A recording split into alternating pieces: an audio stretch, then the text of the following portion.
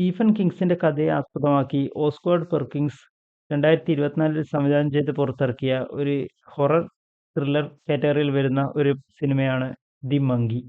എല്ലാ ഹൊറർ സിനിമയിലും എന്തെങ്കിലുമൊക്കെ പേടിപ്പിക്കാനായിട്ട് ഉണ്ടാവുമല്ലോ. അങ്ങനെ ഈ സിനിമയിലൊക്കെ നമ്മൾ നോക്കുകയാണെങ്കിൽ അതൊരു പഴയ ഒരു കുരങ്ങന്റെ പാവയാണ്.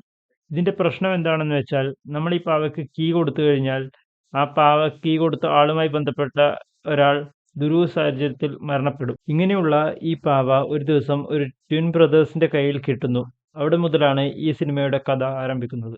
സ്റ്റീഫൻ കിങ്ങിന്റെ ചെറുകഥ അങ്ങനെ തന്നെ ഒരു സിനിമയാക്കി വെച്ചെടുക്കുകയല്ല ഇവിടെ. സ്റ്റീഫൻ കിങ്ങിന്റെ കഥയിൽ ഒരു സൈക്കോളജിക്കൽ ആംഗിൾ പിടിച്ച് സ്ലോ പേസിലാണ് കഥ പോകുന്നതെങ്കിൽ സിനിമയിലേക്ക് വരുമ്പോൾ അതങ്ങനെയല്ല.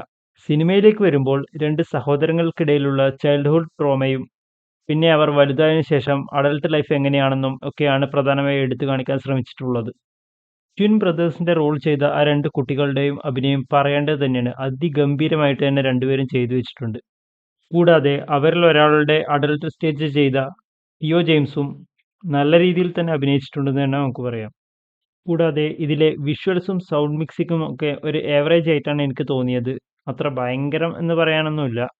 പക്ഷെ ഒരു ഹൊറർ മൂഡ് തരാൻ അത് നല്ല രീതിയിൽ സഹായിക്കുന്നുണ്ട്. ഈ മൂവി കണ്ടു തുടങ്ങുമ്പോൾ എനിക്കൊരു ഫൈനൽ ഡെസ്റ്റിനേഷൻ മൂവി കാണുന്നത് പോലെയാണ് എനിക്ക് ഫീൽ ചെയ്തത്. എന്നുവെച്ച് ഈ സിനിമ എല്ലാവർക്കും ഇഷ്ടപ്പെടും എന്നും പറയാൻ പറ്റില്ല. കാരണം ഈ സിനിമ മുഴുവനായിട്ടും അറ്റ്മോസ്ഫിയറിക് ഹൊറർ എലമെന്റ്സ് ആണ് ഉപയോഗിച്ചിരിക്കുന്നത്. ബോഡി ഹൊററിന്റെ ഫാൻസിനൊന്നും ഈ സിനിമ അധികം ഇഷ്ടപ്പെടാനായിട്ടുള്ള ചാൻസ് ഇല്ല.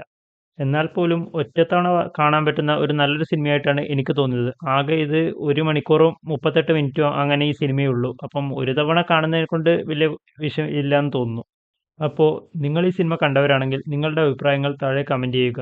ഇനി നമ്മുടെ വീഡിയോസിൽ എന്തെങ്കിലും ഇമ്പ്രൂവ്മെന്റ് വേണമെങ്കിൽ അതും കൂടെ താഴെ ഒന്ന് കമന്റ് ചെയ്യാൻ ശ്രദ്ധിക്കുക. നിങ്ങൾക്ക് ഈ വീഡിയോ ഇഷ്ടപ്പെട്ടിട്ടുണ്ടെങ്കിൽ വീഡിയോ ഒന്ന് ലൈക്ക് ചെയ്യുക. ചാനൽ സബ്സ്ക്രൈബ് ചെയ്യുന്ന കാര്യം ഒന്ന് പരിഗണിക്കുക. അപ്പോൾ അടുത്തൊരു ദിവസം അടുത്തൊരു വീഡിയോയുമായിട്ട് നമുക്ക് വീണ്ടും കാണാം.